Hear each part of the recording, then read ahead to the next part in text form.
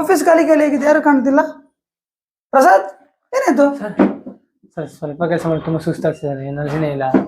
ಹೌದಾ, ಯಾರಿದ್ದಾರೆ? ಏ ಲೋಕಿ, ನಿಂಗೇನಾಯ್ತು? ಗ್ಯಾಸ್ಟ್ರಿಕ್ ಜಾಸ್ತಿ ಆಗಿದೆ ಸರ್, ಏನು ತಿಂದ್ರು ಡೈಜೆಸ್ಟೇ ಆಗ್ತಾ ಇಲ್ಲ ನನಗೆ. ಅಯ್ಯ ಮಾರಾಯ.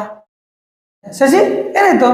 ಸರ್ ವೆಯ್ಟ್ ಲಾಸ್ ಮಾಡ್ಬೇಕು, ಆಗ್ತಾನೆ ಇಲ್ಲ. ಇಂಟಿ ಬೇರೆ ಬೈತಿದ್ದಾಳೆ. ಅಯ್ಯೋ ನಿಂದೊಂದು ಸಮಸ್ಯೆ ಮಾರಾಯ. ಶಿವಮ್ಮ ಏನಾಯ್ತು?